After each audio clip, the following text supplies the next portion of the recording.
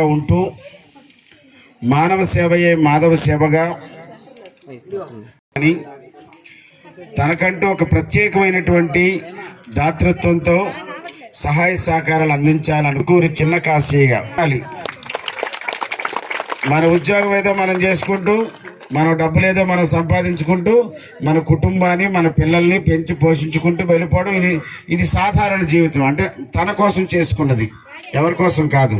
కానీ అందుకు సహకరించినటువంటి శ్రీమతి మనం క్లాప్స్ కొట్టాలా.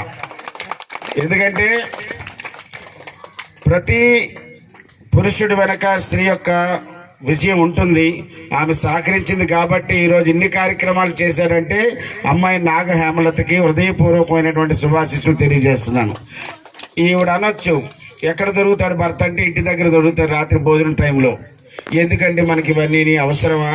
కుర్రాన్ని పెద్ద పెద్ద చదువులు చదివిద్దాం, చిన్నవాడిని ఇంకేదో ఉద్యోగం చేయిద్దాం, 4 డబ్బులు సంపాదించుకుందాం, ఆంధ్ర బ్యాంక్లోనో స్టేట్ బ్యాంక్లోనో వేసేద్దాం అనుకోవచ్చు. సగటు భార్య పరిస్థితి అది. కానీ అమ్మ చేసిన పని ఏంటంటే భర్త చేసిన కార్యక్రమాలకి చాలా సపోర్ట్గా ఉంది కాబట్టి అమ్మకి శుభాశీస్సులు తెలియజేస్తున్నాం. ఇంకా కొడుకులు ఎందుకు నాన్న ఇవన్నీ అవసరమా మనకి, డబ్బులన్నీ తగలేస్తుంటా ఊరంతా తిరుగుతుంటా అనకుండా పెద్ద అబ్బాయి నాగ ప్రణవ్ ఎక్కడున్నాడు కుర్రాడు, ఒకసారి రానన్న. ఈ ప్రపంచ అమ్మగా మారింది కాబట్టి అమ్మ సేవల్ని కొనసాగిస్తున్నటువంటి మా చిన్న కాశీ గారికి వారి